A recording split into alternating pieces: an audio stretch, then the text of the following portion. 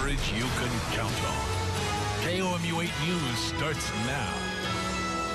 We will be strong, we will be united, and we won't be intimidated. We won't be scared. That's the attitude that the Jewish people have. That's what keeps us going throughout history. The California synagogue shooting has some members of the Jewish community putting up a united front against religious violence. Good afternoon, everyone. I'm Emily Spain. And I'm Jim Wright. Thanks for joining us. One person died in Saturday's California synagogue shooting. Following the attack, Vice President Mike Pence tweeted, quote, "No one should be in fear in a house of worship." The shooting comes after several other deadly attacks at religious gatherings, including the bombings on Christian churches in Sri Lanka and the attack on 2 mosques in New Zealand. Religious leaders are focusing on the new reality of protecting parishioners. Press Secretary Sarah Sanders talked to reporters today and shared how the Trump administration has worked to stop anti-Semitism and hate crimes.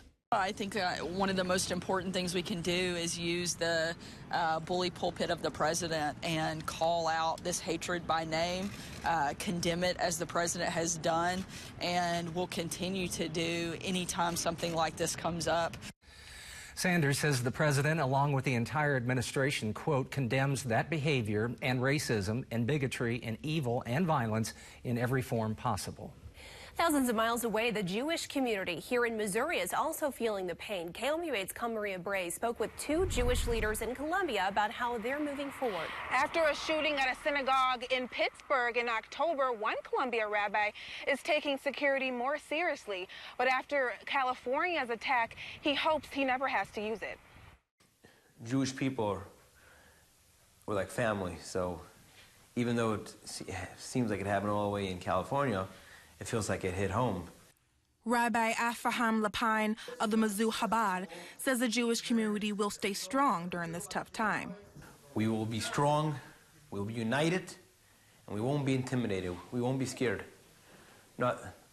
That's the attitude that the Jewish people have. That's what keeps us going throughout history. We can't. Jean Snodgrass, the director for Mizzou Hillel, says no one should fear being in a place where there should be peace. Just a lot of frustration over people being targeted in houses of worship. Lapine says he is increasing security to prevent issues from happening here. We are in the midst of enhancing our security at the Chabad House with video cameras, lights, and other means as well. Throughout the pain, Lapine wants to leave people with this message. To respond to tragedies like this, we increase in acts of goodness and kindness. It says on Friday they will have a huge Chabad dinner in response to the shooting that happened in California. Live in Columbia, I'm Kamaria Bray, KOMU 8 News. Well, we've had some rain, definitely, over the past 24 hours, and now we've been dry for a lot of our afternoon, as expected. Now we just have some rain rolling in here in southern Missouri. This line is actually slowly going to push up to the north, and we're going to see some of that rainfall here a little bit later on this evening. Even by about 10 o'clock, we could see some of those showers here. Maybe even some rumbles of thunder, but for the most part, just rainfall. This will continue and become a bit more widespread overnight by sunrise, and then we have some storm chances already tomorrow morning, and we could even have a bit of hail in some of these systems tomorrow morning. And then as the day goes on, we're still looking at these showers and thunderstorms moving through a bit drier by the afternoon commute on Tuesday. But then as we head towards the late afternoon and early evening, showers and thunderstorms rolling in. Some of these could be on the severe side. We're watching for all modes of severe weather. I'm going to really dig into this entire system in my full forecast coming up. Okay, thanks. Kenton, Boeing's CEO faces shareholders and reporters exactly 6 months after the first of 2 deadly 737 MAX 8 airliner crashes. Dennis Muhlenberg walked into his first news conference since 346 people were killed in 2 separate crashes, one on Lion Air, the other Ethiopian Airlines. Questions today focus mainly on a sensor tied to Boeing's maneuvering characteristics augmentation system, or MCAS. Muhlenberg says safety is his top priority. We know that in both accidents there was a chain of events that occurred. One of the links in that chain was the activation of the MCAS system because of erroneous angle of attack data. That was a common link in both accidents. He says the 737 MAX 8 will return to the air once fixes are made to the automatic safety feature. A United Airlines flight from Columbia to Chicago made an emergency landing last night in Bloomington, Illinois. The company that operates those flights for United says that particular plane passed inspection. About 50 passengers were on board when one of the two engines failed. KOMU8 broke the story last night. KOMU8's Kasha Carriage spoke exclusively with a passenger on that plane. Yeah, Jim, we all know the feeling of the check engine light coming on in your car, but what about if it was on your plane? SkyWest Airlines, which operates the flight for United, told me today the mechanical indication that they reported in their statement is basically just that. The spokesperson couldn't tell me what caused the indication, but said the planes are being inspected on a regular basis. Pilot got on the microphone, said something serious is wrong with the plane. United Airlines Flight 5228 was able to check out of COU to Chicago last night. But near the end of the flight, the plane made an emergency landing in Bloomington, Illinois, because according to a passenger, flight crew say an engine died. She yelled, "Brace, brace, brace. Heads down, stay down." And she just repeated that. She screamed that for 5 minutes. Landing was really rough. Worse than I expected. I really didn't think much of it until people started calling relatives. Fowler said the flight had a bumpy landing, but everyone on board was safe. Whole plane erupted into applause. People were clapping and high-fiving each other. Getting off the plane took a while because everybody was hugging the pilot and the flight attendant. The flight eventually left and made it to Chicago later that night. I mean, I've flown quite a bit. I'm usually not freaked out about flying, but that was definitely one of the scarier moments. Last night's detour hasn't affected flights out of COU today. If you look here on their website, the same flight is on schedule still. It is scheduled to take off at around 6 tonight, headed for Chicago. In the studio, Kasha Carriage, KOMU8 News. Here's what's happening right now. Deputy Attorney General Rod Rosenstein has submitted a letter of resignation to President Donald Trump. It's effective May 11th. His run is defined by his opponent of a special counsel to investigate connections between the Trump campaign and Russia. The departure was expected since the confirmation of William Barr as Attorney General. Rosenstein intended to leave mid-March, but stayed on for the end of the Russia investigation. More jobs and a stronger workforce. What's being done at the Capitol as the 2019 session winds to a close. Plus, another cyclone hits Mozambique. How the recovery is getting underway. And we are in a storm mode 3 for about this time tomorrow, then for the rest of our night tomorrow. And that's because we do expect some issues and damage is going to be a possibility. I'm tracking all of it in my full forecast coming up. And you're taking a live look over the Columbia Regional Airport on this Monday afternoon. It's 5:06. This is KOMU8 News, first at 5. Coverage you can count on.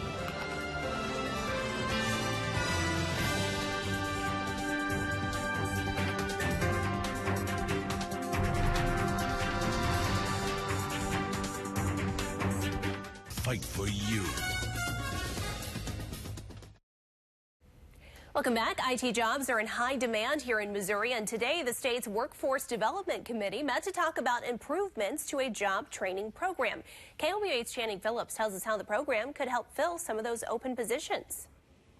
The Missouri One Start program would make Missouri's job training programs easier for employees and businesses to use. The program would allow the Department of Economic Development to measure performance levels in order to identify what educational resources people need to fulfill empty jobs. The jobs that are currently in high demand are ones that require IT education. Businesses all across the state have jobs that are open right now, and in Columbia and in Missouri in particular, really low unemployment rates. So if we're going to help our companies succeed, if the businesses are going to continue to grow, they need to have skilled workers. They need to have folks that can take those jobs. The One Start program and this bill are going to help upskill our workforce, and it's just another tool in our toolbox to be able to ensure that our workforce is meeting employers' needs, and it makes us more competitive with other states. The bill would change. The program has already passed in the Senate. No one spoke against the bill in today's House hearing. In the studio, Channing Phillips, KOMU8 News. A simpler way to use city buses could come to Columbia. MU students presented a hypothetical U-Pass system at City Hall today. Councilman Ian Thomas worked with students about getting around town at a cheaper cost. Thomas says the inspiration came from other schools like KU. There have been conversations about this for a number of years, and I think that the conversations are growing, and I think this student project really backs that up.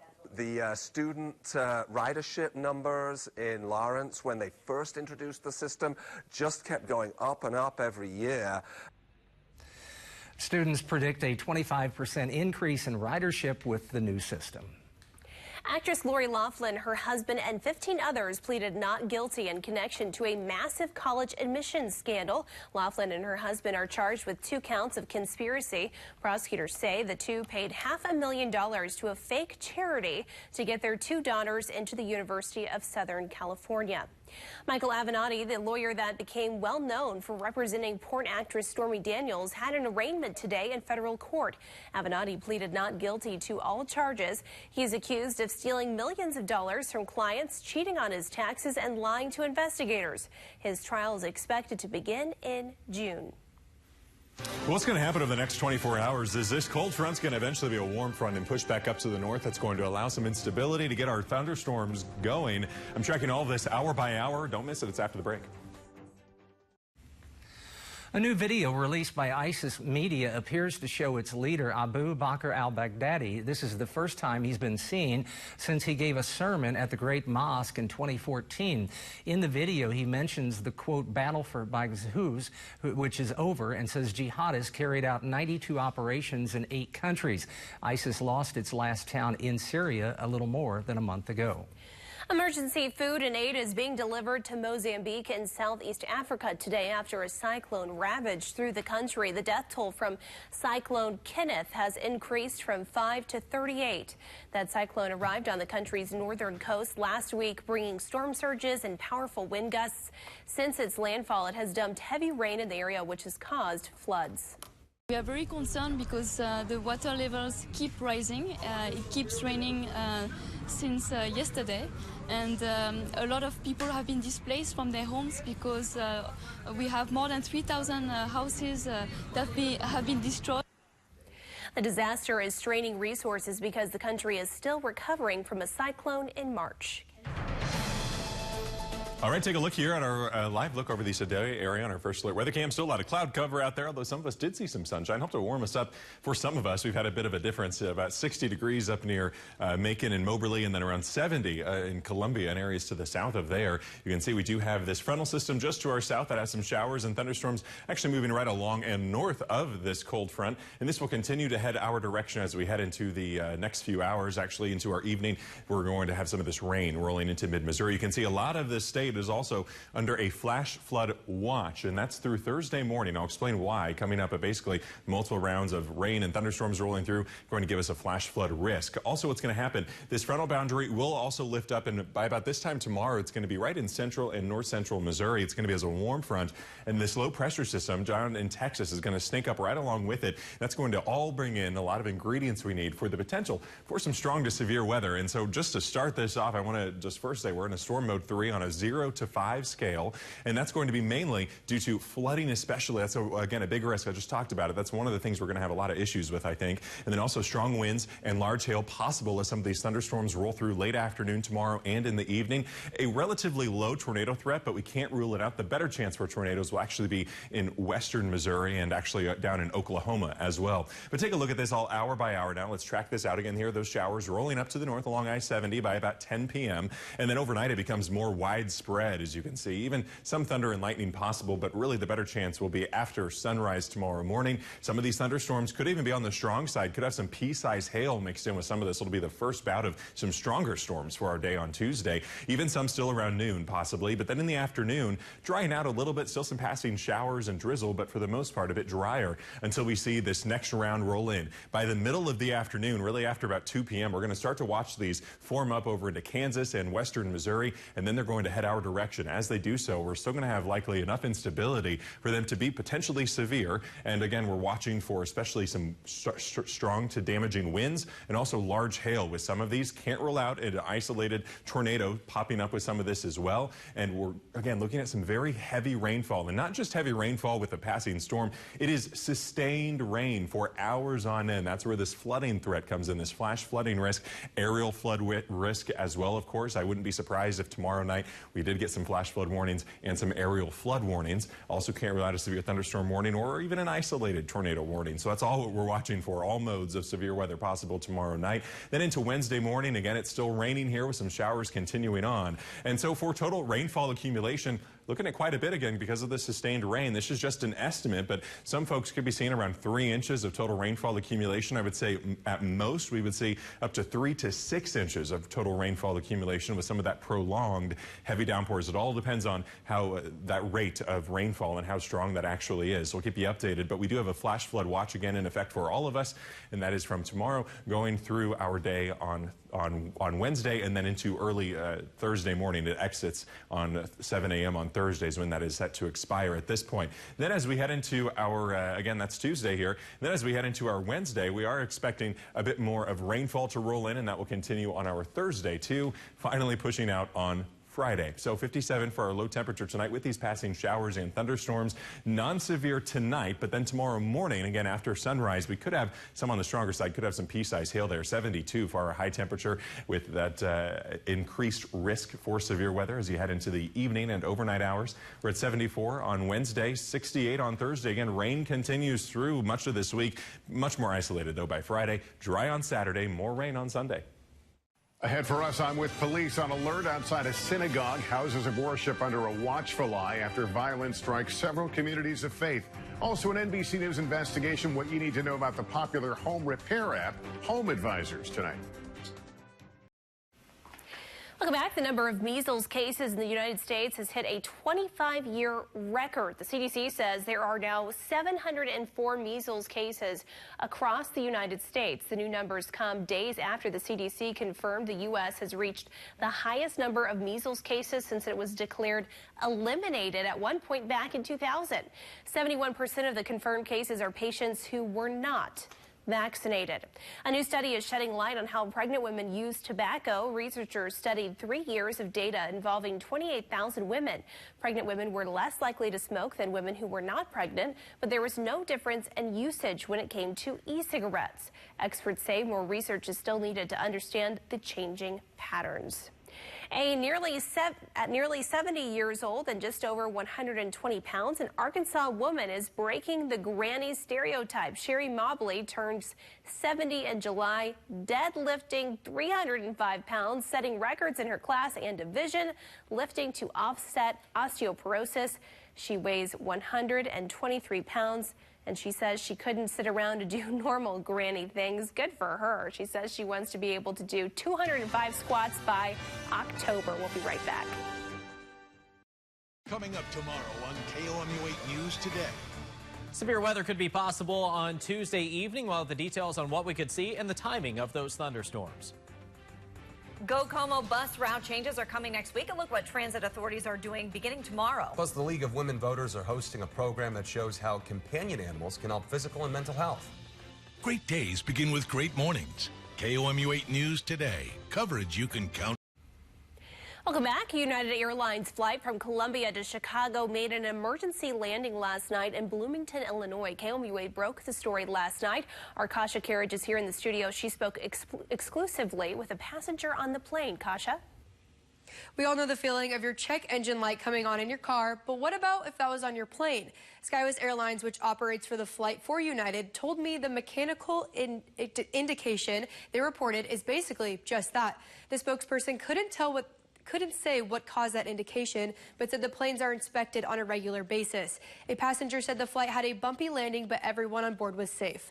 The flight eventually left and made it to Chicago later last night. In the studio, Kasha Carriage, KOMU 8 News. Here's a look at what we're following for KOMU 8 News at 6 o'clock. An NFL draft pick is hurt. Another player is dead after a weekend shooting. That's coming up at 6 o'clock. Kenton. All right, remember for tomorrow, we are in a storm mode 3 starting off in the afternoon, continuing overnight. Stay